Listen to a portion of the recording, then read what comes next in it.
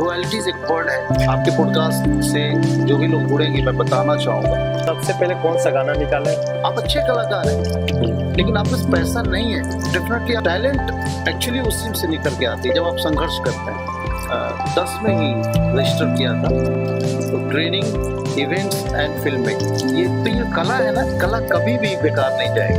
यहाँ पे फिल्में बन रही हैं, उसमें आपको काम करने का मौका मिलेगा। तो जो आप फिल्म जब बनती है, पहले स्क्रिप्ट बनाया जाता है, आपका जो विचार है आप फिल्म के माध्यम से, सिनेमा के माध्यम से सिनेमैटिक लिबर्टी लेते हुए दिखाते हैं। और राइटिंग, स्क्रीन प्ले क्या होता है आपके ऑडियंस को बता रहा हूँ। जस्ट आप लिखेंगे जय बिहार टीजर, TEASER टीजर जो आप लॉन्च किया था उसमें हम देखे थे कि आप वकील का ड्रेस पहने हुए थे। ऑडिशन रखी गई है हमारी फिल्म की, वो 11 जुलाई को आप हरिहर चैम्बर बोरिंग रोड में इसका ऑडिशन रखा गया है। स्टार्ट तो काफी लोग करते हैं पर आगे जाके 99% लोग फेल भी हो जाते हैं। मैंने वही, हर चीज कॉपी की जा सकती है, इमोशंस को कॉपी नहीं किया जा सकता। बट जो व्यक्ति जिस तरह का काम कर रहा है उसको उसी तरह का रेवेन्यू मिल रहा है, उसी तरह का इनकम आ रहा है। आज के डेट में सोशल मीडिया पे बैठे हुए लोग, बहुत सारे बच्चे आ रहे हैं जो कमा रहे हैं, लेकिन मैं कहना चाहता हूँ कि बहुत सारा इनकम, आपके नौकरी से ज्यादा इनकम और भी चीजों में। अगस्त में हम इसको शूट करने जा रहे हैं फाइनल। इस फिल्म का नाम है जय बिहार बख्तियारपुर चैप्टर। आज मैं बड़े दिनों बाद अपने घर बख्तियारपुर लौट रहा हूँ और अपने दोस्तों से मिलूंगा। अरे यार तुम तो बड़े वकील बन गए, हमें तो भूल ही गए। मैं कहाँ भूल गया यार, मैं कॉल नहीं करता तो तुम लोग आते भी नहीं। अरे यार और आनंद बताओ।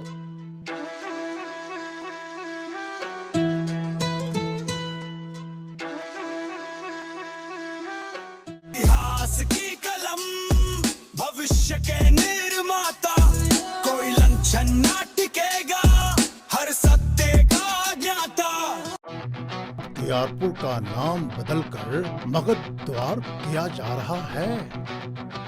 इतिहास सिर्फ पन्ने नहीं पलटता, वो कभी कभी हमें ऐसे गहरे जख्म देता है जो सदियों तक टीसते रहते हैं। ये सिर्फ एक नाम की बात नहीं है, ये उस विचारधारा के खिलाफ जंग है जिसने हमारी विरासत को राख करने की कोशिश की थी। मैं अपनी पूरी जान लगा दूंगा, हर मुमकिन कोशिश करूंगा ताकि इस जगह का नाम बदला जा सके। जय हिंद, जय बिहार। मेरा जन्म नालंदा में हुआ और नालंदा जिले में एक गांव है डियावा, मैं वहीं का रहने वाला। उन दिनों 90s का वक्त चल रहा था और गाने आते थे ना, वो सारे कुमार सानू के, उदित नारायण जी के, तो मैं बहुत सुना करता था। मेरे पिताजी एक रेडियो था, तो वो रेडियो चला दिया करते थे, तो उस पे ये गाने बजते थे, फिर रफ़ी साहब के गाने बजते थे। तो बड़ा ही एक शौक अंदर से जागा कि मैं तो गाऊं। अच्छा, तो मतलब तो आपको वहाँ से अच्छा सिंगर बनने का मतलब जज्बा कब आया आपको? हाँ, सो ये जो जज्बा है, मैं जब 10 साल का रहा हूँ, तो मेरे घर में क्या था ना कि बचपन में लाउड स्पीकर बहुत बजा करते थे उन दिनों, है ना। हर घर पे वो लाउड स्पीकर टाइप का, जो पहले, अब तो साउंड सिस्टम आ गया है ना, लेकिन उस वक्त था, तो उसमें गाने तेज से बजते थे। तो वो सुनते सुनते ऐसा लगा कि काश मैं भी ऐसा गाऊं।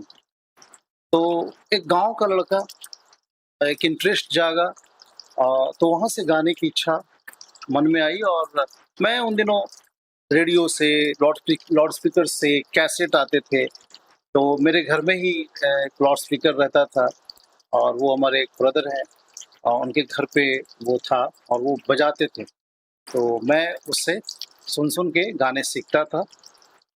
तो ये मेरी जर्नी की शुरुआत वहाँ से हुई। तो मतलब आप जब गाना की शुरुआत किए, तो आप मतलब किस सिंगर से आप मतलब इंस्पायर हो कि नहीं हमको इनकी तरह? क्योंकि ऑर्केस्ट्रा हम लोग शुरू किया था, वहाँ पे ऑलरेडी बुकिंग्स होती थी, शादी में लोग जाते थे। तो वो जर्नी उस वक्त 90s में मेरी इस तरह से शुरू हुई और लोगों का साथ प्यार मिलता रहा। हालांकि पेरेंट्स कभी कभी बोला करते थे कि पढ़ाई लिखाई पे ध्यान दो। कि देखिए ऐसा है कि बिहार में ना अ, अब तो थोड़ा बहुत गवर्नमेंट भी सपोर्ट कर रही है, लेकिन आज भी कलाकारों को उस नज़रिए से नहीं देखा जाता। जी। शायद यही कारण है कि मैं 25 साल मुंबई में रहा, और एक गिटार मैं सीख रहा था, एक गिटार लेके मैंने चल दिया यहाँ से कि मुझे तो बस फ़िल्मों में म्यूज़िक देना, ये जुनून पैशन था वहाँ से। तो ये जर्नी वहाँ से, एक गाँव से एक किसान का बच्चा हूँ मैं, और पिताजी को नौकरी मिली, आज वो रिटायर्ड हैं, और मैं बहुत लकी हूँ कि जहाँ-जहाँ मुझे जो ज़रूरत पड़ी तो लोगों ने सहयोग सपोर्ट किया। अच्छा, तो आप मुंबई, आप बोल रहे हैं कि हम मुंबई गए थे 25 साल के लिए, तो आप अब मुंबई पहुंचे कैसे? आपके फादर किसान हैं, एक हाँ। किसान का बेटा मुंबई पहुंचना तो काफी ज्यादा टफ हो जाता है, तो आप पहुंचे कैसे? बिल्कुल सही बोला आपने। आज की डेट में तो आसान है, आज की डेट में फाइनेंशियली बहुत चीज़ें हमारी बिहार में भी अवेलेबल है, बिहार सरकार काफ़ी चीज़ें दे रही है कलाकारों को। उन दिनों बहुत मुश्किल था, बहुत मुश्किल था। तो उन दिनों मैं एक्चुअली पिताजी की वजह से थोड़ा-सा सहयोग था पिताजी का, उन्होंने मुझे अपना एटीएम कार्ड ही दे दिया था। ATM card? हाँ, हाँ। तो बोले कि जाओ तुमको जो करना है तुम आगे बढ़ो। अच्छा, तो फैमिली शायद गार्जियन का भी हाँ, सपोर्ट ये था? कह सकता हूँ कि पेरेंट्स के सपोर्ट के बिना जी। कोई भी बच्चा आगे नहीं बढ़ सकता। जी। तो मेरे साथ ये सपोर्ट पिताजी का रहा, एंड मैं उन्हीं के सपोर्ट से मुंबई जाने का फैसला किया। और इस जर्नी में और भी चीज़ें ये है कि मैं जब अपने गाँव से म्यूज़िक सीख के आया, तो उन दिनों मेरे ब्रदर यहाँ पे रहा करते थे, मौसेरे भाई हैं हमारे। कब, मुंबई में? हाँ, पटना में। अच्छा, पटना में रहते थे। तो उस वक़्त रहने-वहने की व्यवस्था, हमारी मौसी जी का घर है कंकड़बाग में, तो वहाँ पे व्यवस्था मेरी मदर ने बात करके की, तो मैं वहाँ रहने लगा। कॉमर्स कॉलेज में मैं एडमिशन लिया और वहाँ पे मेरी पढ़ाई शुरू हुई। तो क्योंकि गाने का पूरा शौक रहा, पैशन था, तो वहाँ भी मैं एजुकेशन कम म्यूज़िशियन के रूप में ज़्यादा जाने जाने लगा। और वहाँ के कॉम्पिटिशन्स कॉलेज में गज़ल, भजन, आज भी कुछ जो मेरे फर्स्ट, सेकंड, थर्ड के जो अ, वहाँ पे सील्ड होंगे, रखे होंगे, और मैंने उस कॉलेज में म्यूज़िक के रूप में मैं वहाँ पे जाने लगा। बहुत सारे लोग मुझे बुलाया करते थे, गज़ल गाइए। तो वहाँ से एक पैशन था, तो एक मेरे ब्रदर जो मौसेरे भाई थे, उन्होंने कहा कि तुम सीखो। तो पटना से फिर सीखने की जर्नी शुरू हुई 2000 के आसपास ये है। तो सीखने के लिए एक अच्छी जगह क्या हो सकती है? मैंने उनसे पूछा कि मैं कहाँ सीखूँ, आप बताइए। तो उन्होंने मुझे बताया कि यहाँ एक जगह है भारतीय नृत्य कला मंदिर, पटना। तो हम सभी लोग जानते हैं, जो बिहार के लोग उनको जानते ही होंगे। भारतीय नृत्य कला मंदिर में एडमिशन कराने के लिए वो मुझे लेके गए। तो वहाँ से मेरी जो है संगीत की शिक्षा विधिवत शुरू हुई। मैंने वहाँ पे सीखना शुरू किया, और हमारी गुरु माँ डॉक्टर रेखा रत्नम आज भी हैं वो। मुझे जो भी शिक्षा प्राप्त हुई वहाँ पे उन्हीं से हुई। ये मेरी थोड़ी-सी जर्नी है। अच्छा, तो शिक्षा तो मतलब कॉलेज से तो स्टार्टअप आपका हो गया, आपके ब्रदर भी साथ देने लगे इसकी कि आप सिंगिंग कीजिए। हाँ, हाँ, तो मतलब कि ठीक है, तो आप मुंबई पहुंचे कैसे? वहाँ पे कोई मुंबई में आपकी कोई फैमिली रहती थी? हाँ। देखिए मुंबई में कोई भी जा सकता है। मुंबई में फैमिली तो मेरी बिल्कुल नहीं थी। तो आप मुंबई पहुंचे कैसे? मुंबई पहुँचने की जो जर्नी है, जब मैंने बताया आपको कि पिताजी का सपोर्ट, सहयोग, तो मैं कंपोज़ करने लगा म्यूज़िक। तो उन दिनों सीखने के दौरान ही ये जो विचार आया कि मैं सीख रहा हूँ, तो मैं कब तक ये सीखता रहूँगा, कब तक मैं, ये तो समय निकलता रहता है। समय, टाइम और जो एनर्जी है वो लिमिटेड है हम लोगों के पास। तो 4 साल मैंने लर्न किया, सीनियर डिप्लोमा तक मैंने क्लासिकल म्यूज़िक की ट्रेनिंग हमारी गुरु माँ से ली मैंने, भारतीय नृत्य कला मंदिर में। उसके बाद मैंने अचानक सीनियर डिप्लोमा लेने के बाद, यहाँ तक मेरा एग्ज़ाम था इंटर का, मैंने उसमें ना जाके मुंबई जाने का फैसला किया। उन दिनों इंडियन आइडल शो हुआ करता था। अच्छा, हाँ। इंडियन आइडल शो में मैं गया था ऑडिशन देने के लिए। अभिजीत सावंत उन दिनों बहुत फेमस हुए थे। अच्छा, अभिजीत सावंत जी के वक़्त में ही मेरा भी पैशन हो गया, मैं भी जाऊँगा, मैं भी, तो होता है ना लोगों में कि एक क्यूरियोसिटी होती है।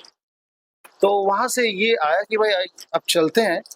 तो ऑडिशन देने के बाद थोड़ा सा ये हुआ कि 1-2 राउंड पार किया, फिर मैं वहाँ से तो एज ए सिंगर मैंने इतनी भीड़ देखी तो मुझे लगा कि मुझे एज ए कंपोजर वर्क करना चाहिए, क्योंकि मुझसे अच्छे अच्छे गाने वाले लोग हैं।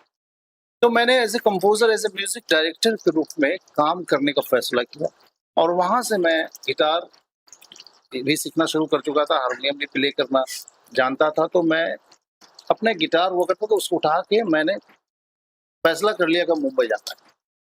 और जैसा कि मैंने बताया कि हमारे पिताजी का सपोर्ट सहयोग हमेशा रहा, तो उन्होंने बोला ठीक है जाओ, और जहाँ भी जाओ कुछ अच्छा करो। तो ये मैंने प्रोफेशनली वहाँ पे फिर लोगों से सीखा। मुंबई गया और रेगुलर तकरीबन 4 साल तक मैं घर नहीं आया। वो 4 साल कैसे गुजरे, वो जो संघर्ष है वो बहुत ही मुझे प्रेरित आज भी करता है कि मैं कैसे कर गया। वो पैशन था शायद। जैसे कि मैंने आपका वीडियो भी देखा था कि आप उदित नारायण के साथ आप सिंगिंग करते हैं, आप उनके साथ काम किए, तो उदित नारायण सर से आपकी मुलाकात कैसे हुई? बहुत अच्छी बात है। अब ये जो जर्नी यहाँ से आगे बढ़ती है, 4 इयर्स की जो जर्नी है वो मेरी एक जर्नी है। उन दिनों कैरियोकी जैसे आजकल मोबाइल में आता है ना यूट्यूब पे, उन दिनों वो नहीं था। उन दिनों एक माइक की कंपनी आई थी जिसमें कुछ कैरियोकी के गाने हुआ करते थे, और वो गानों पे नंबर हुआ करता था माइक पे। आप वो नंबर दबाएंगे तो वो गाना आ जाए। तो मैं एक मॉल में खड़ा था, इन्फिनिटी मॉल है मुंबई में आज भी, वो मॉल है, वहाँ पे मैं खड़ा था। तो वो शो उनके चल रहे थे, कैरियोकी के कुछ लोग गा रहे हैं, लोग खड़े हैं, माइक के बारे में प्राइस पूछ रहे हैं। वो माइक एनीवन कैन बाय, और वो सिंग कर सकते हैं, प्रैक्टिस कर सकते हैं। तो मुझे भी बड़ा अच्छा लगा कि यार ये प्रैक्टिस के लिए अच्छा है। तो मैंने वहाँ पे उदित नारायण जी का एक गाना, सब गा रहे थे तो मुझे भी गाने का मौका मिल गया। वो बोले कि हाँ आप भी गाइए। वो कोई भी गा सकता था, ओपन माइक था। तो मैंने गाया, तो वहाँ जो मेन पर्सन थे उस कंपनी के, उन्होंने मुझे सुना और उनको बहुत अच्छा लगा। कई लोग भी वहाँ भी मुझे अप्रिशिएट किए कि यार आप तो एकदम ऐसा लग ही नहीं रहा है कि ये गाना आप गा रहे हैं, ऐसा लग रहा है कि ये बिल्कुल ही ट्रैक चल रहा है। आप सही में तो ऐसा तो नहीं कि ट्रैक बज रहा है कि आप गा रहे हैं। तो वो जो मेरे में वो एक कला थी गाने की, तो वो देख के इंस्पायर हुआ और मुझे वहाँ जॉब मिल गया। क्या चीज का जो? उस माइक का जॉब। दिनों 4000 मुझे मिला करते थे। 10 घंटा खड़ा होकर वहाँ पे गाना, तो उस 10 मॉल में घंटा? 10 घंटा खड़ा होकर मैं गाता था। और मेरा तो वहाँ कोई नहीं था, मैं यहाँ से सीधे गाने का तो आपको पैसा भी मिलता होगा। हाँ, तो बिल्कुल कितना वो मिलता कुछ था? अर्निंग जरूरी है। 10 घंटा जब आप लगातार गाना गाते हो तो आपको तो उन दिनों का जो प्राइस मुझे मिला वो 4000 था, और मैं तकरीबन 4 साल तक उस कंपनी को अच्छा। अपनी सर्विस दी। और उन दिनों वो जो जर्नी है, बहुत लोगों से मेरा मिलना हुआ। बहुत सारे एक्टर, एक्ट्रेसेस, स्टार्स वहाँ हमारे मॉल में आया करते थे, तो उनसे मैं मिला करता था। एक बार मैं ऐसा वाकया है कि मैं गाना गा रहा था और मेरे आसपास ही चंद्रचूड़ सिंह जी का ही गाना मैं गा रहा था, मेरे ख्यालों की मलिका जो अभिजीत जी ने गाया। तो वही गाना मैं गा रहा था और पीछे से देखा कि वो अपने बच्चे के साथ गुजर रहे, तो रुक गए। और मैं जब गाना खत्म करता हूँ देखता हूँ तो वही है। तो उन्होंने बड़ा शाबाशी दिया कि you have good voice, keep it up. और वहाँ पे और भी आर्टिस्ट आया करते थे मॉल में घूमने, तो बहुत अप्रिशिएशन मिला। उस दौरान 4 सालों में मेरा रिलेशन लोगों से बना। फिर वहाँ से जो जर्नी आ गई, जो आपने पूछा कि कैसे आपको उदित नारायण जी का मौका मिला, तो फिर वहाँ से कुछ लोग जब जानने लगे तो मैंने गिटार पे अपनी कॉम्पोजिशन लोगों को सुनाना। अब फ्री टाइम में मैं ऑफिसेज जाने लगा, वहाँ पे आप प्रोडक्शन हाउसेज में जाना पड़ता है। तो उसी दौरान एक मित्रवत हो गए सुनील प्रभाकर जी, लेट सुनील प्रभाकर जी आज नहीं है इस दुनिया में। तो मुझे मेरी कॉम्पोजिशन को सुन के उन्होंने एक बड़ा अच्छा मौका दिया, और वो ब्रेक मेरा पहला था उदित नारायण जी के साथ। आज वो उस बात की 10-15 साल हो गए, और ऑनलाइन वो गाना पड़ा हुआ है। ना कोई रहा इस दुनिया में, ना कोई रहेगा। अच्छा, तो ये गाना जो है आप दोनों मिलके आप उदित नारायण सर के साथ में गाना गाया? हाँ, नहीं, मैंने कंपोज किया, कंपोज किया। और एज ए म्यूजिक डायरेक्टर मुझे वो पहला चांस मिला, अच्छा ना, वो पहला चांस मिला। और वहाँ से ये काम मुझे सीखने का मौका मिला। जहाँ उदित नारायण जी ने रिकॉर्ड किया था, वो मैंने जब पूछा कि ये स्टूडियो, तो वो बोले कि ये बहुत पुरानी स्टूडियो है जहाँ पे रफ़ी साहब गाया करते थे, है ना, लता दीदी गाया करते थे। तो ऐसे लोगों के बीच में मुझे रह के काम करने का मौका मिला। एज ए म्यूजिक डायरेक्टर मैंने वहाँ से अपनी पहचान बनाई और लोगों तक बात पहुँचा। आज भी कॉम्पोजिशन जो है वो फिल्मों में आए दिन 1-2 एल्बम्स में आते रहते हैं और इस तरह की जर्नी मेरी रही, इनसे काम करने का तो मौका आप मिला। मुंबई गए, अच्छी बात है कि उदित नारायण सर से मिले। बहुत कम लोग होते हैं कि गांव से जाते हैं, बड़े कलाकार से भी मिल पाते हैं, बहुत बहुत टफ वाली बात है। आप तो बहुत अच्छी बात है कि आप मिले उनसे, उनके साथ काम भी किया आपने।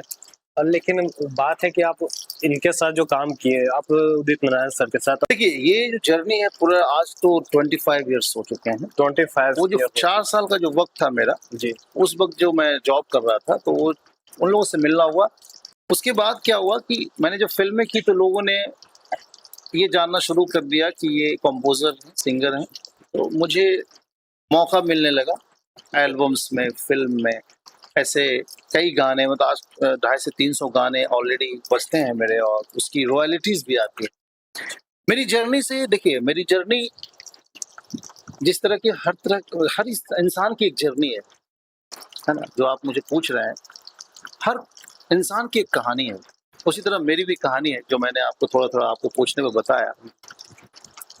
मेन बात ये है कि आपको मौका जब मिलता है तो उस मौके के बाद आपको कुछ ऐसा फील होना शुरू हो जाता है कि यार मुझे तो काम मिल गया, मुझे तो काम मिल गया।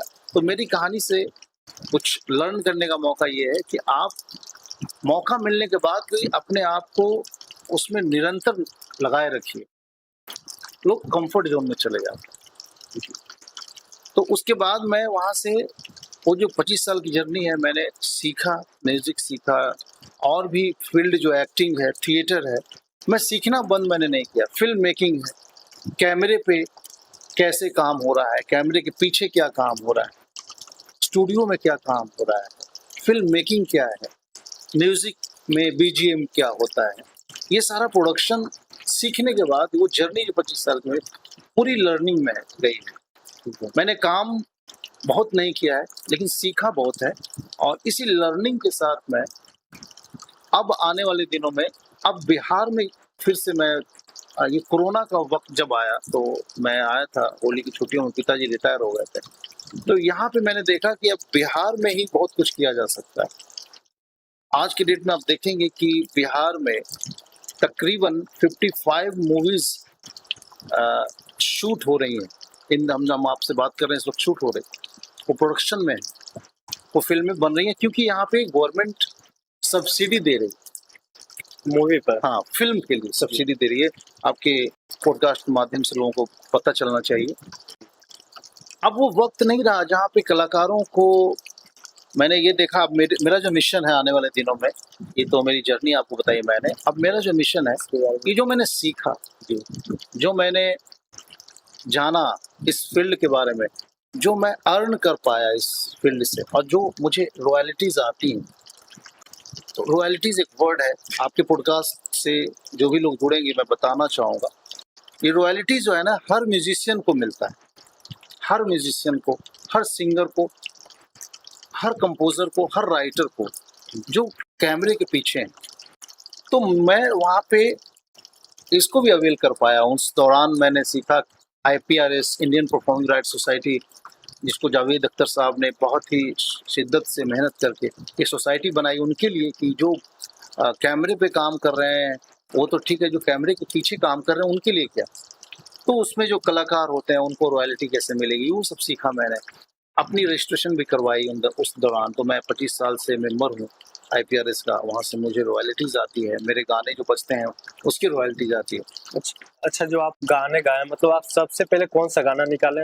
मतलब आप हाँ। गाना खुद लिखते हैं, आप राइटर खुद हैं? बिल्कुल बिल्कुल, ये सही सवाल है। इस सवाल से आप ऑडियंस को भी पता चलना चाहिए। आज के डेट में क्या हो गया ना कि लोग सोचते हैं कि गाना हम रिकॉर्ड करें, पहला गाना निकालेंगे और चल जाएगा और मुझे उससे कुछ अर्निंग। ये एक गाने की रिकॉर्डिंग से कुछ नहीं होने वाला। आपको एक प्रोफेशन के रूप में इसको अपनाना पड़ेगा। आपको इस प्रोफेशन में प्रोफेशनली सीखना पड़ेगा कि कैसे हम एक गाने से, 2 गाने से फिर 200 गाने तक जाएं। ज़्यादा से ज़्यादा गाने, आज मैं पर्सनली, मैं इतना एक्सपीरियंस के बाद भी आज गाने बनाने बंद नहीं किए, कंपोज करने बंद नहीं किए, आपको काम करते रहना पड़ता है किसी भी फील्ड में। जी हमारे जो यंग जनरेशन के लोग हैं, आपको अपना एक कैरियर चुनना है अगर, तभी इसमें कुछ आप ले पाएंगे। ऐसे जस्ट हॉबीज की तरफ अगर आप इसमें अट्रैक्ट होके म्यूजिक में या डांसिंग में या एक्टिंग में आ रहे हैं, यकीन मानिए कि आप सिर्फ धोखा दे रहे हैं खुद को। आपको सीरियसली इसमें सीखना पड़ता है, ये बहुत ही बड़ा काम है। How to act, how to sing, how to record your voice, ये सारा चीज सीखना पड़ेगा, लर्न करना पड़ेगा। प्रोडक्शन, हाउ टू प्रोडक्शन, अभी हम बैठे हैं, आप प्रोडक्शन कर रहे हैं, कैमरा लगा हुआ है, लाइटिंग लगी हुई है, क्या ये आपको पता था तभी तो कर रहे हैं, आपने सीखा होगा थोड़ा। तो ये सारी चीजें ना सीखनी पड़ेंगी, और तब हम बिहार में भी फिर कला का सम्मान होगा। और सम्मान से रिलेशन ये है कि आज सम्मान हम लोग सिर्फ आर्थिक युग है ना, सम्मान हम पैसों का करते हैं।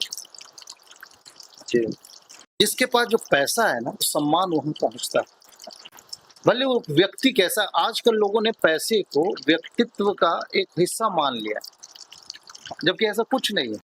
जो बहुत पैसे वाला व्यक्ति बहुत अच्छा है, इसकी कोई गारंटी है क्या? नहीं। तो व्यक्तित्व से पैसे का कोई लेकिन आज ऐसा है, ये आर्थिक युग है। आप अच्छे कलाकार हैं, लेकिन आपके पास पैसा नहीं है, डेफिनेटली आप एक अच्छा रिकॉर्डिंग नहीं कर सकते। ये अच्छे मतलब सिंगर है जो अभी खुद से रिकॉर्ड उन करते दिनों हैं। मैं भी बहुत बड़े पैसे वाले घर का आदमी नहीं था, किसान का बच्चा, पिताजी छोटी सी नौकरी, लेकिन उसमें से मैंने संघर्ष करके, मेहनत करके, अपने टैलेंट को दिखा के मैंने रिकॉर्डिंग्स हुए मेरे ऑनलाइन पे, और गाने आज रिकॉर्ड हैं, बज रहे हैं। लेकिन टैलेंट एक्चुअली उसी से निकल के आती है जब आप संघर्ष करते हैं। पैसा होने से भी अगर आप बहुत अच्छा गाना रिकॉर्ड कर दिए तो लोगों को पसंद आ जाएगा, ऐसा थोड़े है। नहीं, हो सकता है वो जो बहुत नॉर्मल परिवार से आता है, उसकी आवाज़ अच्छी है, उनको लोग पसंद करेंगे। लेकिन पैमाना जो आज पकड़ा गया है ना, वो पैमाना कहीं ना कहीं गलत है।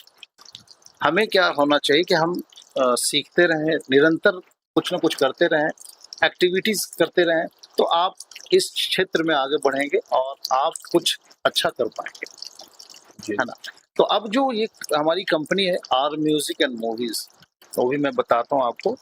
हमारी जो कंपनी है, ये मैंने 2010 में ही रजिस्टर किया था रिम्पा से। जी तो आर म्यूजिक एंड मूवीज जो है, आज भी हम लोग उसके तहत हमने विंग है हमारा, first is training wing, then हम उसमें इवेंट विंग भी है, हम इवेंट भी करते हैं, एंड फिल्म मेकिंग विंग भी है हमारा।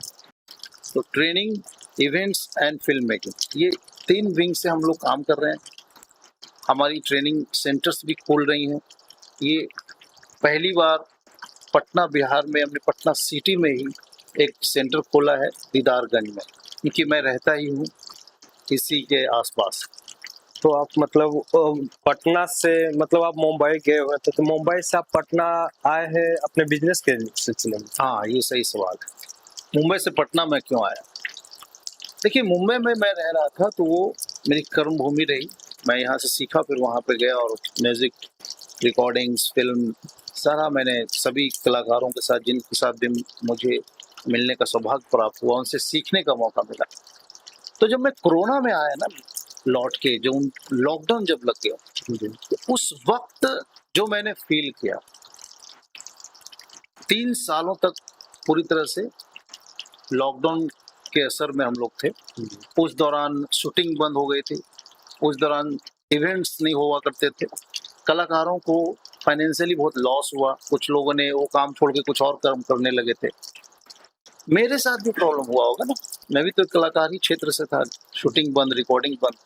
तो उन दिनों मैंने अपने गांव में एक छोटा सा स्टूडियो खोला, आज भी वो स्टूडियो है, वहाँ पे मैंने रिकॉर्डिंग शुरू की। तो उन दौरान भी मैं कुछ गाने बनाए जो आज भी ऑनलाइन बजते हैं। तो उस दौरान मुझे लगा कि 3 साल काम करने के बाद कि सब चीज़ मैं जब यहाँ कर ही रहा हूँ तो मैं काम यहीं से करूँ, क्योंकि तब तक मेरे पिताजी रिटायर हो चुके थे और मुझे उनको भी सहयोग करना था, है ना। पेरेंट्स ने आपको लाइफ टाइम आपको सहयोग किया, तो आपका भी फर्ज बनता है ना कि you have to be there. तो मेरे माता पिता के साथ मैंने रहने का फैसला किया और फिर मैं मुंबई जाता हूँ, आज भी काम करके चला आता हूँ। कुछ काम आता है, कुछ काम ऑनलाइन यहीं से मैं रिकॉर्ड कंपोज करके भेजता रहता हूँ। तो अब जो है ना, उस वक्त ये जो कल्चर आया कि वर्क फ्रॉम होम, उससे भी बड़ा आसानी हो गई कि हम कहीं भी रह सकते हैं, बिहार में भी रह सकते हैं, मुंबई, दिल्ली, कहीं में भी कोई भी बच्चा रह के अपना, आजकल सोशल मीडिया से तो हम लोग काफ़ी काम कर रहे हैं। तो उसी वजह से मेरा यहाँ पे रहना हुआ। अब इसको आप जो बिजनेस से रह गए क्या, ये एक ऑप्शन हमने देखा कि बिहार में जो हो रहा है इन दिनों, तो वो जो हो रहा है वो इसलिए अब आपको दिख सकता है कि ये कितना बड़ा बिजनेस बनने वाला है। जी। उस वक्त नहीं था ऐसा फिल्म इंडस्ट्री, बहुत मुश्किल से एल्बम, भोजपुरी के गाने, कुछ एल्बम कैसेट्स बजते थे। तो उन दिनों जो स्टार्स हो गए आज देखते हैं आप, उस वक्त ऐसा माहौल नहीं था, कलाकारों को उस दृष्टि से नहीं देखा जाता। आज बिहार में कलाकारों को काम भी मिल रहा है। तो इस तरह से हमारी जो कंपनी, हमने जो जर्नी देखा अपनी लाइफ में, जो सीखा, अब हम भी अपनी कंपनी को यहाँ डेवलप कर रहे हैं, ताकि हम, क्योंकि यहीं के रहने वाले हैं, और कुछ योगदान समाज के लिए होता है, अपने जो है कि अपने लोगों के लिए, अपनी कर्म भूमि तो थी कि जन्मभूमि पे जो कुछ काम करने होते हैं, वो भी जो जज्बा है मेरे अंदर है।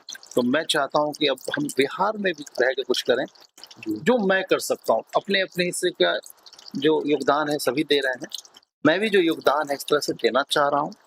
अब इसे आप कुछ भी कह लें, ये मेरा घर है कि अपने घर कोई भी आता है तो काम करता है और अपने घर को अच्छा बनाना चाहता है। तो मेरा विजन है, और अच्छी फिल्में बनाना, अच्छे गाने, जो बच्चे अभी रॉयल्टीज के बारे में नहीं जानते हैं उनको सही रास्ता दिखाना कि रॉयल्टीज, क्योंकि यहाँ पे एक चीज देखा है मैंने आपको कि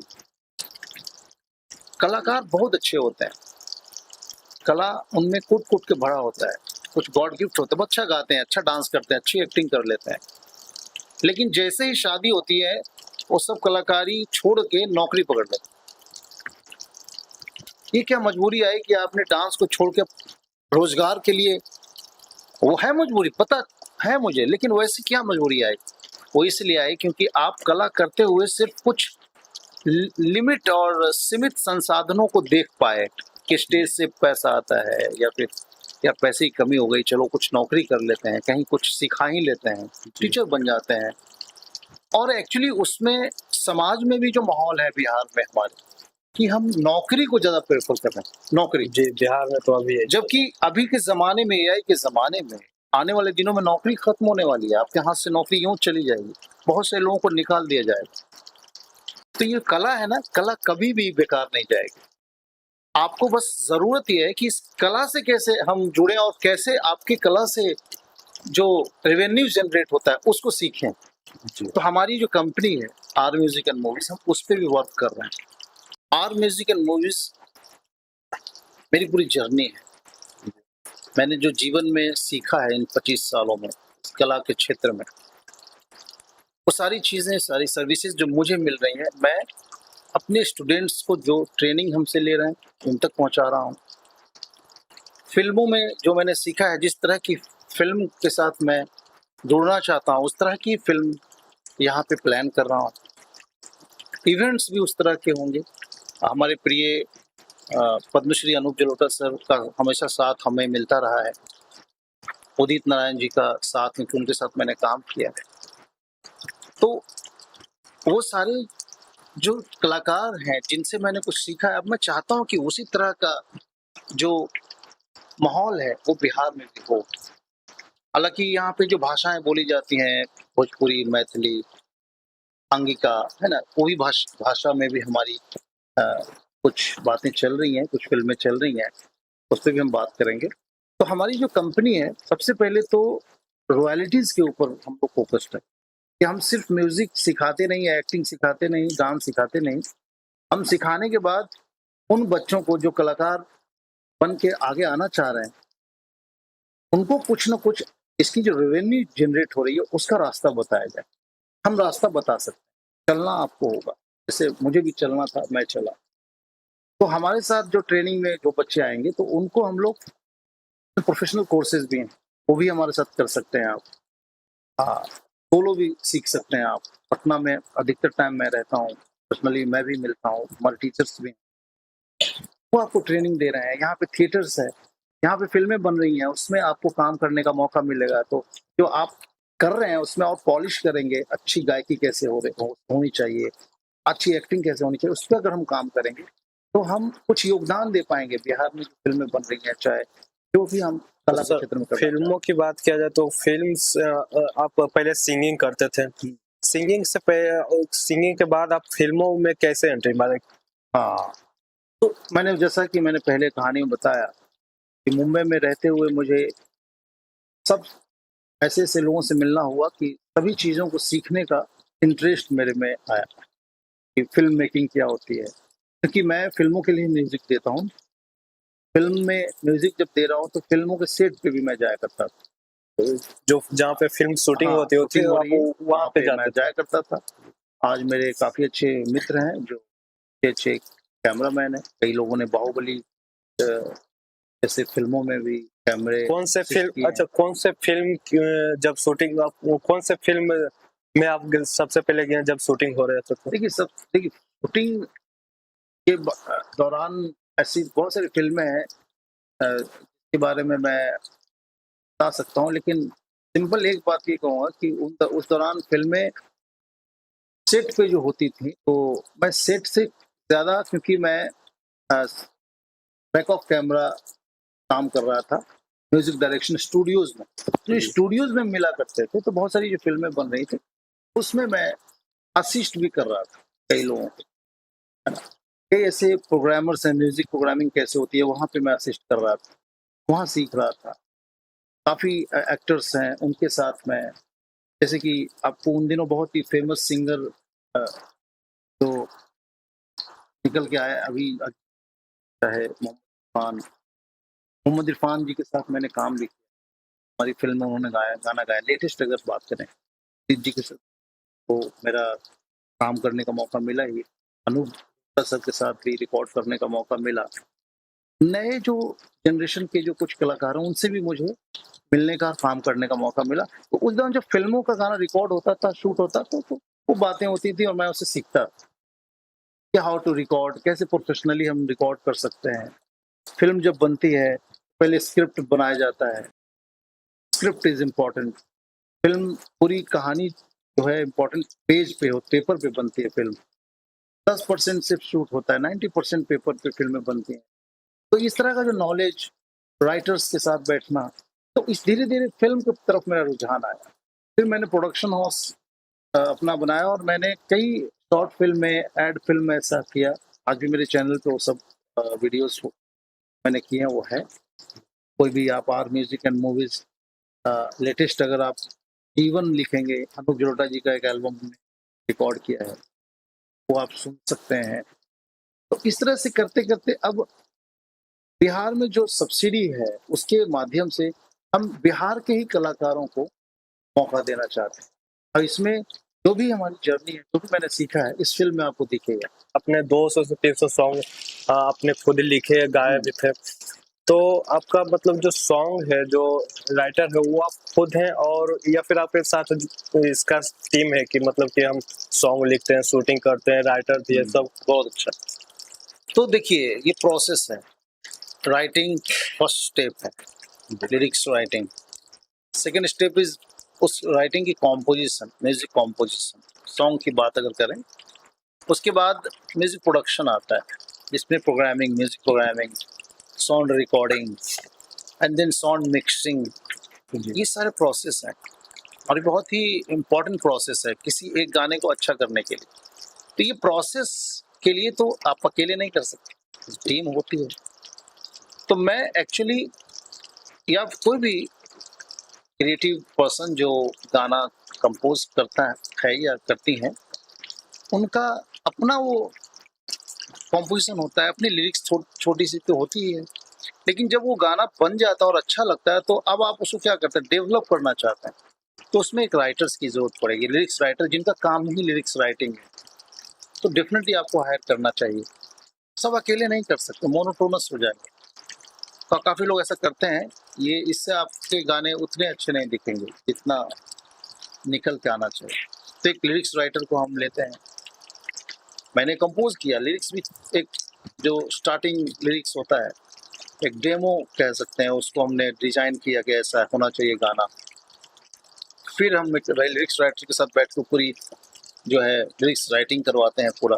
फिर उस लिरिक्स राइटिंग रजिस्ट्रेशन होता, रजिस्टर्ड होता है, वो कॉपीराइट के लिए भी इम्पोर्टेंट है, तो वो रजिस्टर्ड होता है। फिर हम स्टूडियो जाते हैं, म्यूजिक प्रोग्रामर्स को हायर करते हैं। तो हमारी टीम में काफ़ी म्यूजिक प्रोग्रामर्स हैं जो हिंदी फिल्मों में म्यूजिक प्रोग्राम करते हैं, और वो आज की डेट में काफ़ी फिल्मों में म्यूजिक दे रहे हैं। यशराज बैनर के माध्यम से काफ़ी फिल्में वो कर रहे हैं, और अच्छे अच्छे प्रोफेशनल लोगों के साथ जो रिकॉर्डिंग करनी चाहिए वो सारा प्रोसेस हम इस्तेमाल करते हैं अपने गाने में। म्यूजिक सुने थे जय बिहार के नाम से। हाँ, तो आप म्यूजिक जो मतलब जय बिहार के नाम से बनाए, मतलब क्या पर्पस रहा है इसका, मतलब बनाना? हाँ, जय बिहार एक्चुअली मैं सबसे पहले एक म्यूजिक एल्बम बनाना चाह रहा था, ये अभी लेटेस्ट बात है ये।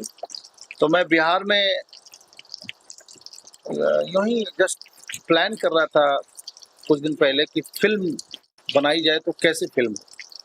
तो मैंने सोचा कि क्यों ना हम बिहार के ही बारे में कुछ बातें करें, और अपने बिहार को भी जो है कि जय बिहार क्यों ना हो। तो हम उस हिसाब से सोच के एक कॉम्पोजिशन मैंने किया, चिंगार चिंगार ये माटी है बिहार। हाँ, तो ये एक गाना पड़ा हुआ है, जय बिहार सॉन्ग आप लिखते हैं तो आदमी पे। अब इसी जय बिहार पे जब एक स्टोरी आई सामने, तो मैंने प्लान किया कि इसको चैप्टर वाइज अब शूट करना शुरू करेंगे। तो हमारी फिल्म जो जय बिहार है, जिसके बारे में हम पूछ रहे हैं, ये फिल्म का रूप ले चुकी है, और अगस्त में हम इसको शूट करने जा रहे हैं फाइनल। जय बिहार पहला जो चैप्टर होगा वो बख्तियारपुर चैप्टर। तो इस फिल्म का नाम है जय बिहार बख्तियारपुर चैप्टर। तो सर मूवी के बात पे आ रहे हैं, तो आप अब मूवी निकालने वाले बख्तियारपुर के ऊपर। तो बख्तियारपुर के ऊपर मूवी निकालने, उसका तो रिलीज आ गया, मतलब सॉन्ग आ चुका है जय बिहार के नाम से। हाँ, तो बख्तियारपुर के ऊपर जो आप मूवी निकाले, वो मूवी का क्या नाम होगा, उसका टाइटल क्या है? देखिए वही टाइटल तो बताया मैंने, जय जय Bihar Bakhtiyarpur chapter, this is title. जय बिहार बख्तियारपुर। हाँ, ये टाइटल है, ये रजिस्टर्ड है, आर म्यूजिक एंड मूवीज विम्पा में हम रजिस्टर्ड है। सो ये गवर्नमेंट के पास भी ये प्रपोजल जो उनका है सब्सिडी वाला, उसमें भी हमारे लोग लगे हुए हैं। तो गवर्नमेंट से मतलब जो भी डॉक्यूमेंट से आपने तैयारी कर? हाँ, डॉक्यूमेंट्स हमारा सबमिशन पे है, प्रोसेस में है, और अगस्त में हम शूट करेंगे। और इस फिल्म का जो, जैसा कि आपको नाम बख्तियारपुर चैप्टर, तो ये एक पूरा कोर्ट रूम ड्रामा है, कोर्ट रूम ड्रामा है। इसको लेके है कि बख्तियार खिलजी जैसे लोग जो क्रूर शासक थे और आक्रांता कहूँगा मैं, जो अपने नशे में चूर, उन दिनों जो भी उसके सामने आ रहा था उसको ध्वस्त करता चला जा रहा था, और नालंदा कॉलेज को हमारे डिस्टर्ब किया। और मैं खुद नालंदा से हूँ, तो मुझे ऐसा लगा कि फिल्म एक आईना होती है समाज का, तो उस चैप्टर को हम दिखाएं। और बख्तियारपुर का नाम भी उसमें कहीं ना कहीं गवर्नमेंट भी हमारा सहयोग सपोर्ट कर रही है। आने वाले दिनों में आपको नाम चेंज दिखेगा, मैंने कई बार सुना है, और हमारे कई मित्र हैं, एडवोकेट हैं, जिन्होंने PIL दायर भी किया है। जैसे मतलब आप बात कर रहे हैं कि बख्तियारपुर का नाम चेंज होकर मगधद्वार होने वाला है, अब ये न्यूज में आ रहा है मगधद्वार। हाँ, तो इसी के ऊपर मूवी। हाँ, अब ये पूरी फिल्म हमारी जो है उसी पे बेस्ड है, लेकिन उस फिल्म में और भी एंगल्स हैं, बिहार के कल्चर को दिखाएंगे, बिहार में जो डेवलपमेंट हो रहा है उसके बारे में बातें होंगी, है ना। बिहार एडवोकेट के रूप में मेरा 24 में भी किया गया। हर साल मतलब कि घोषणा प्रमाण रखा जा रहा है कि बख्तियारपुर का नाम चेंज नहीं हो पा रहा। उसके बाद 2026 में 9 मई 2026 को प्रमाण रखा गया कि बख्तियारपुर का नाम चेंज होकर मगधद्वार रखा जाए। आप उसके ऊपर शूटिंग करने आए, अभी तक तो नाम चेंज हुआ नहीं है, और पता नहीं हो पाएगा अभी नाम चेंज कि नहीं, इसका कोई पता नहीं है। बिल्कुल जो आप इसके ऊपर मूवी बना रहे हैं, हमको लगता है कि मूवी जब तक नाम चेंज नहीं हो जाता, तब तक तो कोई भी इसके बारे में नहीं सोच सकता। हाँ, तो ये पहली क्लियरिटी लेना होगा आपको। फिल्म क्या होता है, फिल्म में लिबर्टी होती है जी। फिल्म विचारों से चलता है ना, कोई भी चीज, तो विचारों का आदान प्रदान है फिल्म। आपका जो विचार है आप फिल्म के माध्यम से, सिनेमा के माध्यम से सिनेमैटिक लिबर्टी लेते हुए दिखाते हैं। समाज में क्या हुआ, क्या होने वाला है, हम उससे परे हैं। कला क्षेत्र में जो भी कलाकार है वो, आप देखते हो सिनेमा जब देखते हो तो उसमें पहले लिख के आता है, इसका किसी भी पात्र या कल्पना से रिलेशन नहीं है, ये काल्पनिक है। हाँ, वो तो काल्पनिक कल्पना से तो हम मूवी बना तो नहीं सकते। ये जो इतनी फिल्में बनती हैं वो विचार के माध्यम से, एक विचार होता है, सब्जेक्ट होता है। ये जो सब्जेक्ट है हिस्टोरिकल है थोड़ा, इसमें नालंदा कॉलेज की बात हो रही है ना। बख्तियार खिलजी ने जो यहाँ पे काम किया, जिस तरह का डिस्टर्बेंस पैदा किया हमारे समाज में, हमारे लोग बहुत ही सीधे साधे भोले भाले उस वक्त आए और हमने ही उनका सोल्यूशन दिया, उनकी बीमारी ठीक किया और हमें ही डिस्टर्ब करके चले गए, हमारी इतनी बड़ी धरोहर को डिस्टर्ब किया। तो ये सारे मुद्दे भी, अब ये सारे मुद्दे को जब देखेंगे तो जो बख्तियार खिलजी का जो नाम है बख्तियारपुर, तो अब ये समाज को सोचना है या गवर्नमेंट को सोचना है इसके नाम को रखना है या हटाना हटना है नहीं, बख्तियारपुर के हर एक ये तो हम अपना एक बात रख रहे हैं ना। हाँ। हम किसी पॉलिटिकल एजेंडे पे नहीं है, वी आर सिंपल, हम लोग एक विचारक हैं, हम अपनी बात रखते हैं सिनेमा के माध्यम से, गाने के माध्यम से। तो आप विचार को रख सकते हैं और विचार रखना के लिए भी आज के डेट में तो बहुत ही आसान है।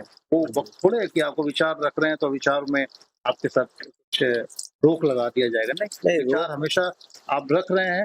ये विचार है कि हमारी जो समाज में ऐसे लोग, आक्रांता लोग आए और हमारे समाज का नाम अगर हम लेते हैं तो गर्व से लेना हमें अच्छा लगेगा, तो हम गौरवान्वित हो, ऐसा नाम रखें, हमें खुशी हो, हमारे बच्चों को, जो आने वाली पीढ़ी है उनको कुछ अच्छा मैसेज दिया जाए। कभी भी आप अपने घर में होते हैं, मान लिया आपके घर पे कोई अटैक कर देता है और वो व्यक्ति आपको नुकसान करके जाता है, क्या आप अपने घर में उसका नाम अच्छे से लेंगे या बुरे से लेंगे? वो तो ऑफ कोर्स है, उसको बुरे से आपको लिया जाएगा। डिस्टर्ब किया उसने, ये ऐसे सोच के देखेंगे तो डेफिनेटली उस नाम को हटना चाहिए। और ये हमारी कोशिश है कि ये जो इमोशन है, ये जो फीलिंग्स है, फिल्म के माध्यम से मैं जनता तक पहुंचा पाऊं, और फिल्म का काम ही यही है। तो हम अपना काम कर रहे हैं, गवर्नमेंट अपना काम करती है, we all are doing our work. हम जो भी अपना काम कर रहे हैं, हमें अपने काम में परफेक्शन रखना है। अब वो होगा या नहीं होगा, ये ऑलवेज समाज के ऊपर है, समाज के लोगों के ऊपर है, सरकार के ऊपर। यहाँ का माहौल अब बदल रहा है, बिहार वैसा नहीं अब है जैसा था। तो आज की डेट में पॉसिबल है, आए दिन हर चीज हम देख रहे हैं, हर शहर में, हर देश दुनिया में जाएंगे तो लोग अपने समाज को सही कर रहे हैं। हमेशा आबादी भी बढ़ रही है, तो हम अच्छा मैसेज दे, पॉजिटिव मैसेज के साथ आगे जीवन को लीड करना चाहते हैं। तो यहाँ भी अच्छे लोग हैं सरकार में, तो ये बात मुझे ऐसा लगता है कि ये होगा, है ना। बाकी ये फिल्म जब आएगी चेंज होना चाहिए, काफी दिन हो गया। और तो आपका भी शायद बख्तियारपुर ही, हाँ, हमारा भी घर बख्तियारपुर में है। तो देखिए वहाँ की जनता को आप ज्यादा जानते होंगे। मैं एक बार शूट करने गया था, तो हम लोग शूट कर रहे थे, गंगा आरती जो शुरू हुआ है, और वहाँ पे शूट करने का मौका मिला। ये पूर्व मुख्यमंत्री नीतीश कुमार जी का भी घर वहाँ है, तो सब के घर को भी विजिट करते हुए आगे गए। और मैं पर्सनली नालंदा का हूँ, तो मुझे गर्व है, इतना अच्छा काम किया है कि मैं बाहर से आया हूँ, मुझे आज रहने का मन करता है। एक वक्त था जब मैं वाकई यहाँ से चला गया था, लेकिन आज मुझे यहाँ पे आके काम करना अच्छा लग रहा है। और मैं कला के क्षेत्र में कुछ योगदान करने आया, सिंपल, मैं भी एक आम आदमी की तरह ही हूँ, आप हैं। मैं कुछ कला के क्षेत्र में जो क्वालिटीज हो सकती फिल्म में, जो मेरे नजरिए में जो मैंने सीखा है, जो अपने गुरु से, अपने सीनियर से, उसको मैं यहाँ प्रेजेंट करना चाहता हूँ, जो मैंने सीखा है। बाकी तो दुनिया बहुत सारी चीज। नहीं, अच्छी बात है कि आप हमारे बख्तियारपुर सर के ऊपर मूवी बनाने के लिए हैं। तो मूवी जो बनने वाली है, कितने लागत से बनेगी? देखिए फिल्म में डेफिनेटली इन्वॉल्व होता है बजट, एक बजट मिलता है। तकरीबन हमारी जो फिल्म है उसका बजट फिल्म का 1 CR अप्रॉक्स है, और इसके आसपास की फिल्म, हिंदी फिल्म तो इससे कम में नहीं बनती। फिल्म हिंदी है, इससे ज्यादा में बनती है, लेकिन क्योंकि हम यहीं के कलाकारों को लेकर बना रहे हैं, हम बहुत ज्यादा फेमस आर्टिस्ट को लेंगे तो डेफिनेटली उसका बजट और जाता है। ये बहुत ही लिमिटेड बजट फिल्म। बख्तियारपुर के ऊपर मूवी शूट करने वाले हैं, तो इसका डायरेक्टर, एक्टर और जो राइटर है वो कहाँ से आने वाले, मुंबई से या यहीं के? तो देखिए, मेरी क्योंकि जैसी कि मेरी जर्नी है, मेरी पूरी टीम मुंबई में है। जी। मैं जितने भी फ्रेंड्स हैं जिनके साथ मैंने काम किया है, जिनके साथ मेरा उठना बैठना रहा है, जिनके साथ मेरी ट्यूनिंग है, तो डेफिनेटली मेरे कुछ राइटर्स फ्रेंड्स वहीं के हैं। तो इसको जो लिख रही हैं हमारी Alka Swani, she is good writer, उनकी एक बुक भी है, आप karmic justice, you can order this book. So एक प्रोफेशनल राइटर हैं, और राइटिंग, स्क्रीन प्ले क्या होता है और सब्जेक्ट पे कैसे कहानी को लिखना है, शी नोज वेल। तो हमको ऐसा लगता है कि हम प्रोफेशनल लोगों को इसमें ऐड कर रहे हैं, ताकि कहीं कोई कमी न रहे फिल्म मेकिंग में, है ना। फिल्म मेकिंग एक प्रोसेस है, हमेशा मैं आपको बता रहा हूँ। प्रोसेस में जो व्यक्ति उसमें काम कर रहा है वो बड़ा इम्पोर्टेंट है ना, क्योंकि एक्सपीरियंस अगर आपके पास नहीं है तो आप जो करने जा रहे हैं तो उसमें कुछ ना कुछ लैक हो जाएगा। हम वो लैक नहीं रखना चाहते हैं। ये तो मतलब जो भी डायरेक्टर है, एक्टर है या राइटर है, तो ये सब मुंबई से आने वाले हैं। हाँ, ये जो भी क्रिएटिव फील्ड से लोग हैं वो हमारे मुंबई के हैं जी। और कुछ ऐसे लोग जो है मुंबई से हैं लेकिन उनका मूल बिहार ही है, बिहार के ही रहने वाले हैं, वैसे ही लोग हैं ज़्यादा। और जो इसमें फिल्म में एक्टिंग का जो ऑप्शन है, इसमें जो किरदार हैं बहुत सारे, वो बिहार से हम लोग बच्चों को लेंगे, उन बच्चों को ट्रेन भी करेंगे और उन बच्चों की जो क्वालिटी है, कलाकार की जो क्वालिटी और कला के क्षेत्र में आए हैं, तो उस क्वालिटी पे कंट्रोल हमारा ही होगा। हमारी कंपनी में जो ट्रेनर्स हैं उनको ट्रेन करेंगे। अच्छा, इसका पूरा हम लोग ऑडिशन भी ले रहे हैं इसके लिए। अच्छा, जो कितने लोगों की जरूरत पड़ती है एक मूवी शूट करने के लिए? देखिए, एक मूवी को शूट करने के लिए तकरीबन 20 से 50 लोगों की यूनिट होती है मिनिमम। फिल्म के ऊपर है, सब्जेक्ट के ऊपर है। हमारी सब्जेक्ट इंडोर बहुत ज्यादा है, हम कोर्ट रूम ड्रामा दिखा रहे हैं, तो इसमें 20 से 25 लोग मैक्सिमम होंगे। तो इसमें हमारे 5 से 10 लोग प्रोफेशनल होंगे, बाकी लोगों को ट्रेन किया जाएगा और वो बिहार से होंगे, क्योंकि मैक्सिमम हमें यहीं के कलाकारों को आगे बढ़ाना है, उनको मौका देना है। ये फिल्म बन भी जो रही है उसी वजह से, नहीं हम अपने बिहार में जो है रोजगार जो है कि देना चाह रहे हैं कला के माध्यम से। बहुत सारे कलाकार आज काम कर रहे हैं, उनको मौका मिल जाए और इसमें हमें खुशी होगी उनको सर्व करने में, उनको सही गाइडेंस देने में। तो हमारे जो बच्चे होंगे यहीं के होंगे और इसके लिए ऑडिशन 11 जुलाई को रखा गया है बोरिंग रोड में, हरिहर चैम्बर में, वहाँ हमारा ऑफिस है। इस मूवी के बारे में भी उनको बताया जाएगा डिटेल से? हाँ, वहाँ पे ऑडिशन जस्ट लिया जाएगा और हम ये भी प्रयास कर रहे हैं, हमारी कंपनी के पास पोर्टफोलियो आपका रेडी जो है हम लोग करा रहे हैं। जो भी कलाकार नए हैं, आपको बताना चाहूंगा कि कला के क्षेत्र में जब एक्टिंग में जब आते हैं तो पोर्टफोलियोज बनाने पड़ते हैं। आपके ऑडिशंस के सारे शोरील आपके होने चाहिए। तो हमारे पास तकरीबन मान लीजिए 150 से 200 बच्चे आते हैं, उन सभी का एक पोर्टफोलियो, एक शोरील तैयार किया जाएगा और उस शोरील के माध्यम से जो भी कलाकार अच्छा कर रहे होंगे और जो नहीं भी कर रहे होंगे, उन सभी को आगे फिल्मों में जिनको भी जरूरत है, फिल्म बनेगी आने वाले दिनों में और भी, तो वो कैरेक्टर में अगर वो फिट हैं तो कास्टिंग डायरेक्टर हमारे क्या करेंगे, उनको आगे बढ़ाते रहेंगे। ये भी हमारी कंपनी अभी शुरू कर रही है और हम इस पे पूरा फोकस कर रहे हैं, क्योंकि ये प्रोसेस है। हमेशा याद रखिए, विदाउट प्रोसेस आप किसी भी चीज को प्रोफेशनली ऑर्गेनाइज इस तरह से नहीं कर पाएंगे। तो प्रोसेस से ही हम चल रहे हैं। अभी हम इस फिल्म में कास्टिंग डायरेक्टर के रूप में हमारे टीम में बिहार के कई बच्चों को लिया है, जिन्होंने इवेंट्स, उनका एक्सपीरियंस इवेंट करने का है, फैशन शोज कराया उन्होंने, उनको हमने अभी हमारे से मिले तो उन्होंने बोला सर हम करना चाहते हैं। तो शूटिंग इसकी कब स्टार्ट होगी? हाँ, तो मैंने पहले भी बताया, इस फिल्म की शूटिंग अगस्त में स्टार्ट हो जाएगी। अगस्त में होगी? तो कब, मतलब बख्तियारपुर से शूटिंग होगी या नालंदा से? ऑलरेडी हमारी टीजर शूट हो चुकी है, बख्तियारपुर स्टेशन ऑलरेडी आप देख सकते हैं। आपको जस्ट राइट करना है यूट्यूब पे, आपके ऑडियंस को बता रहा हूँ, जस्ट आप लिखेंगे जय बिहार टीजर, TEACR टीजर, इतना लिखते ही यूट्यूब पे आपको हमारा वो फिल्म आ जाएगा। आप उस फिल्म को देख सकते हैं। वो कॉन्सेप्ट टीजर है। टीजर के पहले कॉन्सेप्ट टीजर हमने डेवलप किया है ताकि उस कॉन्सेप्ट को समझ पाए लोग कि हम क्या बनाना चाहते हैं, क्या बनाने जा रहे हाँ, बख्तियार खिलजी का, हैं। तो इसका किरदार जो है बख्तियार खिलजी का भी उसमें निभाया जाएगा। बिल्कुल बिल्कुल, इसमें सारे कैरेक्टर्स रिवील किए जाएंगे और आप जब फिल्म देखेंगे तो आपको मजा आएगा। ये फिल्म बहुत इंटरेस्टिंग होगी क्योंकि इसमें बहुत सारे पहलूज हैं और बिहार के जितने भी फेमस लोकेशंस हैं जी, इसमें गाने भी हैं, एक्शन है। फिल्म जो एक होता है ना, फिल्म में हर तरह का मूड होता है, हर तरह का इमोशन होता है। वो सारे इमोशंस इस फिल्म में दिखेंगे आपको, हिस्टोरिकल के साथ साथ। स्टोरी तो है लेकिन उसके साथ जो कलाकार जुड़े हैं, जो कैरेक्टर्स हैं हमारे, उसके अंदर आप सारी चीजें देखने को मिलेंगी। टीजर जो आप लॉन्च किया था उसमें हम देखे थे कि आप वकील का ड्रेस पहने हुए हैं, तो क्या आप मतलब लड़ेंगे, कोर्ट से लड़ेंगे? ये जो कहानी है देखिए ऐसा होता है कि जब भी आप नाम चेंज करना चाहते हैं जी। तो नाम चेंज करने के लिए आपको एडवोकेट के रूप में आप क्यों खड़े हैं? क्योंकि ये कोर्ट का काम है। नाम आप थोड़े चेंज कर देंगे। नाम तो जब भी डिसाइड होगा तो ये तो गवर्नमेंट करेगी। तो रास्ता क्या है?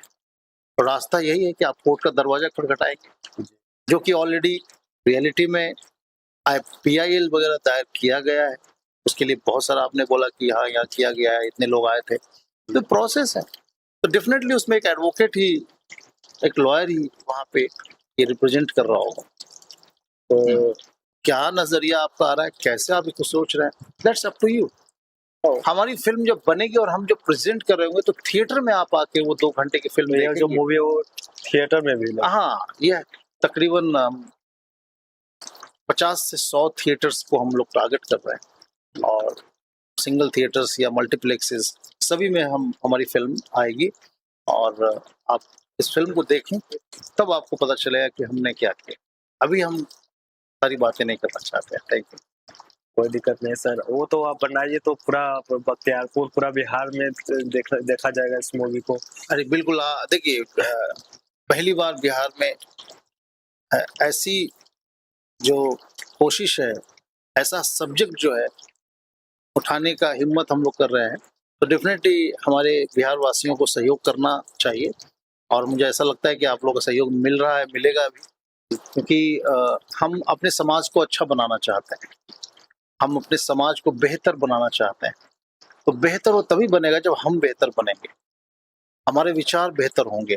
जब तक हमारे विचार बेहतर नहीं होंगे समाज की बेहतरी नहीं हो सकती।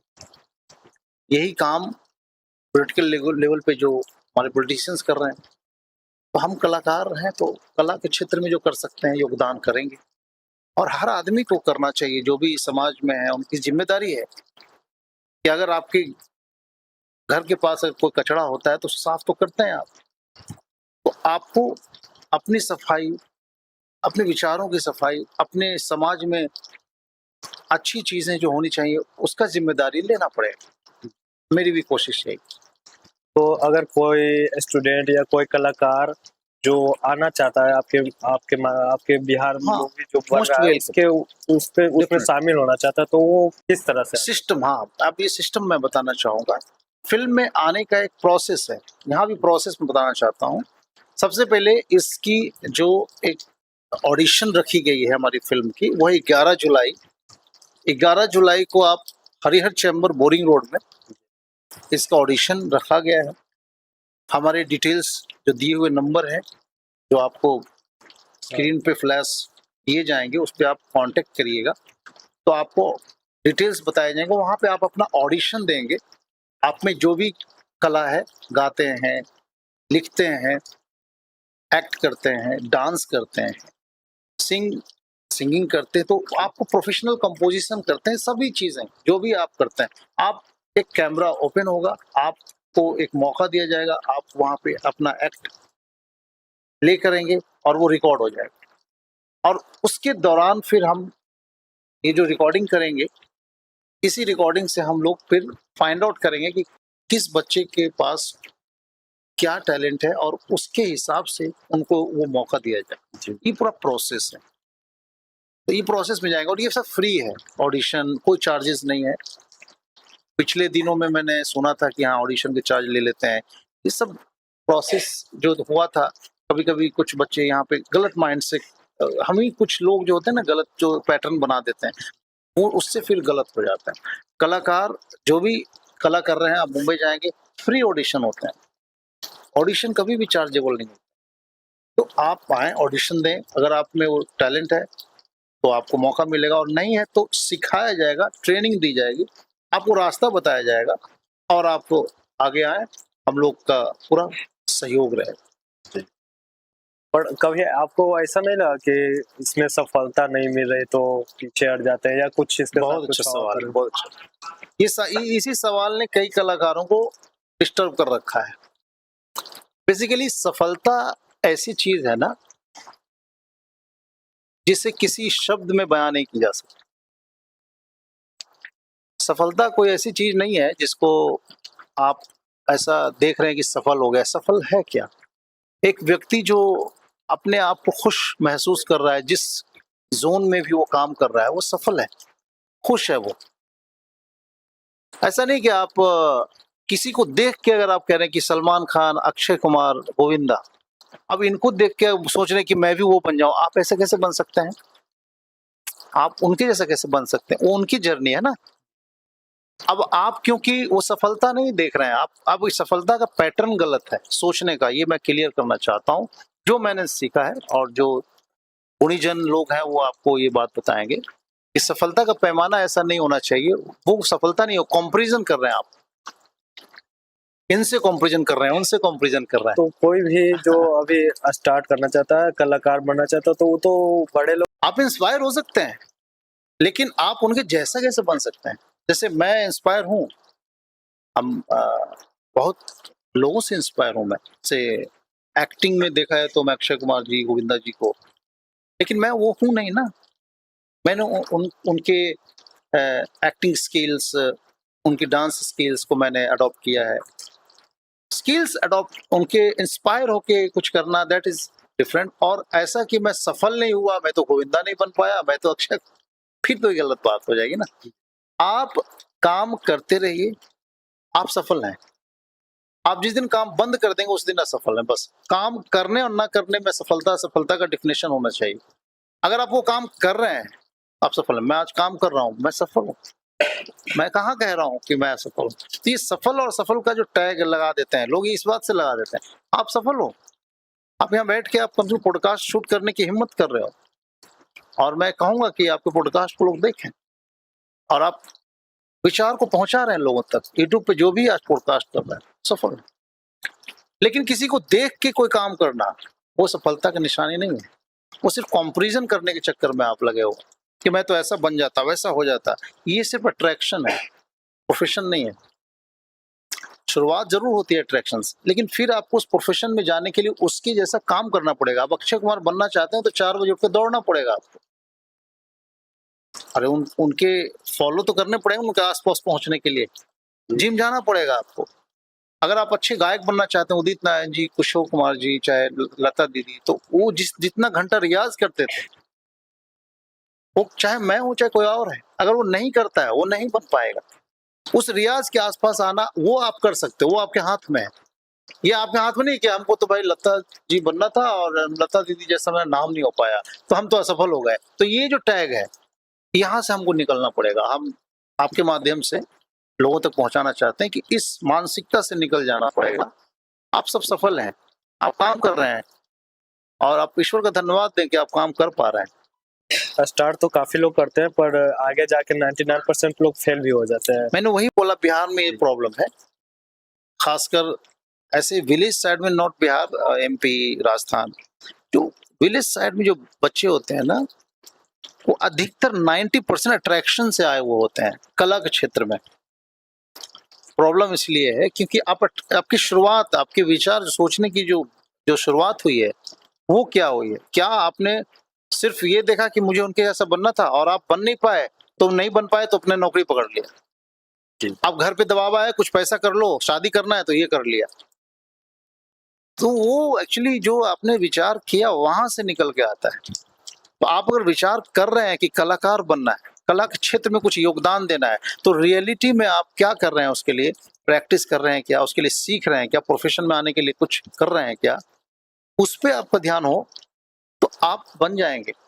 और अगर आप सिर्फ इंस्पिरेशन से आ गए और उसका अट्रैक्शन चमक धमक देख के इस फील्ड में आ गए, लाइट कैमरा एक्शन जो आपको दिख रहा है, ये इसके पीछे का जो मेहनत है आप खुद कर रहे हैं, ये अलग है। आपको काम करना सीखना पड़ता है, तब आप कुछ अच्छा एक्ट, अच्छा डांस, अच्छी सिंगिंग, कंपोजिशन, राइटिंग, म्यूजिक, ये जो मैंने आपको अपनी जर्नी बताई, ये सब किया है, तब जाके मुझे ये पता है, उस काम को मैं करना जानता हूँ। तो मैं एक अच्छा कलाकार हूँ, सफल हूँ, कर रहा हूँ। मुझे प्रोसेस पता है, कल और भी सीखना पड़ेगा। अब तो नया जमाना है, और भी एआई का जमाना है। अब मैं अपने बच्चों को एआई से म्यूजिक जनरेशन बताते, एआई से भी म्यूजिक जनरेट हो रहा है, एक शब्द विचार म्यूजिक रेडी है। अब तो ये जमाना आ गया है, तो आज की डेट में और आसान हो गया है। पहले तो बहुत ज्यादा चीजें, लिरिक्स पूरा लिखना पड़ता था, पूरा एडिट करना पड़ता था, म्यूजिक हम डिजाइन करते थे। मेरे वक्त में कैसेट का जमाना था, अब तो पेन ड्राइव का जमाना, अब तो मेमोरीज का जमाना आ गया है। आने वाले दिनों में और भी हम डेवलप कर जाएंगे। तो अभी बहुत आसान है, लेकिन आसान जहाँ पे है तो वहाँ मुश्किल भी आ जाती है। अभी कंपटीशन ज्यादा होगी, क्योंकि सभी लोग क्रिएट कर रहे होंगे, क्रिएटर्स बड़े पड़े हैं, उसमें अच्छे क्रिएशन, अच्छा कंटेंट आप दिल से दिल तक पहुंच रहे हैं कि नहीं। क्योंकि हर चीज कॉपी की जा सकती है, इमोशंस को कॉपी नहीं किया जा सकता। आपके जो इमोशंस हैं वो आपके हैं, आपकी अपनी इमोशंस को कॉपी नहीं कर सकता। तो आप उसको दिल से, आप सच्चे दिल से अगर कर रहे हैं तो वो बात दिल तक पहुंच जाएगी। यस, यूनिवर्सल ट्रूथ है, लॉ ऑफ एवरेज है कि जब 100 लोगों से आप देखेंगे, 100 लोगों में कि 100 लोगों से आपने मान लिया आपके पॉडकास्ट के लिए बात की, तो आपके पॉडकास्ट में 100 के 100 रेडी हो जाएंगे क्या? 80 लोग मना कर देंगे, 20 लोग आपको हाँ बोलेंगे। 20 लोगों में आप जब शूट करने जाएंगे तो एक व्यक्ति आपको फिर से मना कर देगा, क्योंकि कहीं और उसका डेट ही चला गया। ये लॉ ऑफ एवरेज का काम है। लोग क्या होंगे, कैसे होंगे, मैं क्या करूंगा, इन सबसे परे एक चीज है action. Do your work, daily routine action आप करते रहिए। आप सिस्टम में रहिए, जो सिस्टम कह रहा है, जो प्रोसेस होता है उस चीज के लिए। आप आर्टिस्ट बनना चाहते हैं, पॉलिटिशियन बनना चाहते हैं, आप नौकरी के क्षेत्र में जाना, टीचर बनना चाहते हैं, मेडिकल क्षेत्र में आप नर्सेज में आप जाना चाहते हैं, आपको उसके लिए जो प्रोसेस रिक्वायर्ड है, वो उस प्रोसेस को आपको फॉलो करना पड़ेगा। बाकी इससे परे है सफलता। सफलता सिर्फ इस डर है, डर से कुछ नहीं होता। डर आपको हमेशा बिठाने में आपकी मदद करता है, बिठा देगा आपको डर। इसलिए डर को जगह नहीं देनी चाहिए। हमेशा आप जीवित हैं, आप सांस ले रहे हैं, खुश हैं, सुबह उठ के आप वो कर दीजिए जो आप करना चाहते हैं, क्योंकि टाइम और एनर्जी लिमिटेड है। यही मैसेज है मेरा। तो सर मतलब कि जो आप सेल्स की बात कर रहे हैं, तो सेल्स की बात तो लोग जो है कि अभी बहुत कम सेल्समैन बनना चाहते हैं, बिजनेसमैन बहुत कम लोग बनना चाहते हैं।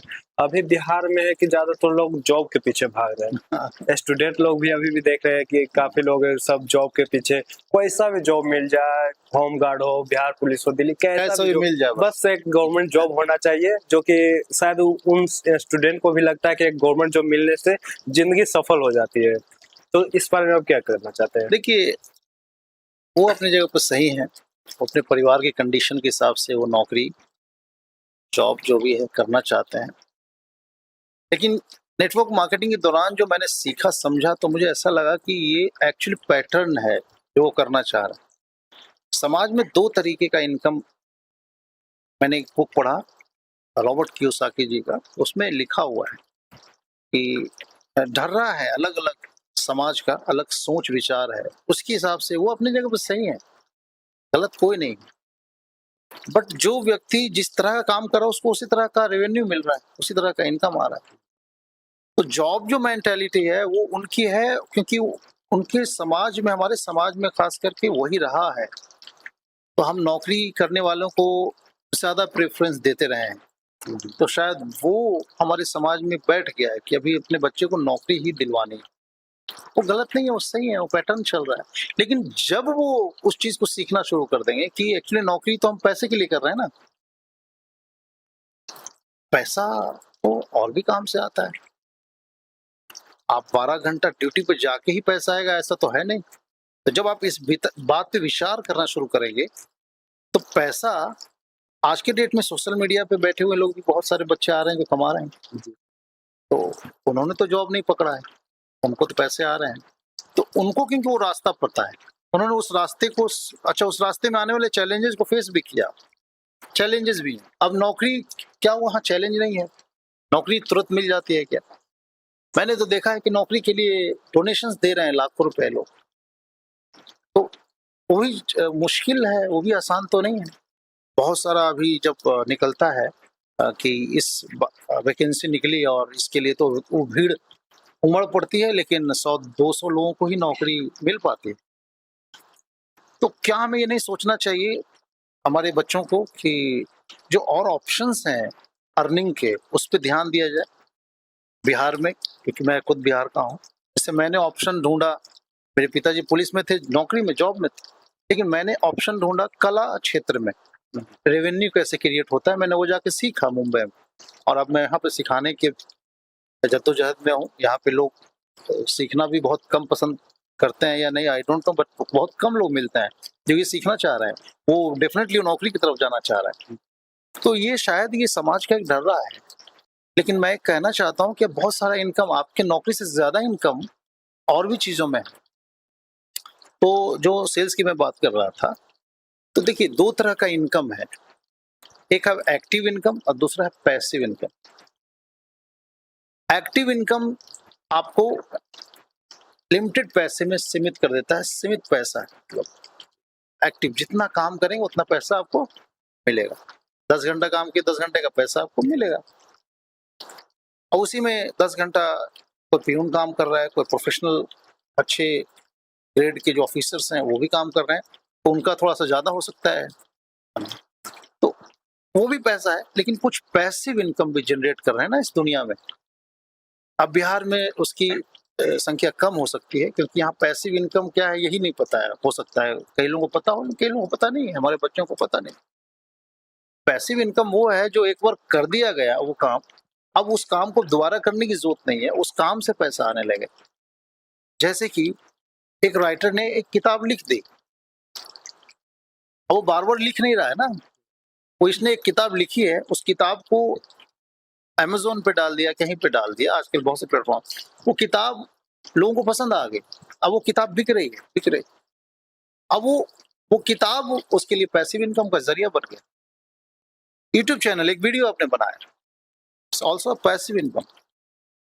अगर आपका वीडियो लोगों ने पसंद किया, तो ये वीडियो आप फिर से थोड़े मेरे साथ शूट करेंगे, आप बन गया, ये वीडियो चल रहा है, देश दुनिया तक अब ये बात जाएगी हमारी, आपकी हमारी, आप हमसे बात कर रहे हैं। मैं बहुत कम पॉडकास्ट करता हूँ, लेकिन मुझे मौका मिला, टाइम था, तो मैंने बोला आ जाइए आप, और आप यंगस्टर हैं, आप आगे बढ़ना चाहते हैं, I like to help youngster. मैं स्पेशली कहीं भी बुलाते भी हैं तो मैं नहीं जाता हूँ, लेकिन आपके माध्यम से, क्योंकि आप हमारे बिहार के युवा हैं, तो मैं पर्सनली युवाओं को आगे बढ़ाना चाहता हूँ और मैं उनके साथ आगे काम भी करना चाहता हूँ। तो डेफिनेटली पैसिव इनकम है, आप सही रास्ते पे हैं। उसी तरह से आप देखें, नेटवर्क मार्केटिंग भी वो पैसिव इनकम का जरिया है। तो उसको सीखने के बजाय लोग उसके बारे में अलग चीजें, अलग धारणाएं जो पुरानी बनी उस पर रहते हैं, जबकि उन्होंने उसको सीखा देखा नहीं।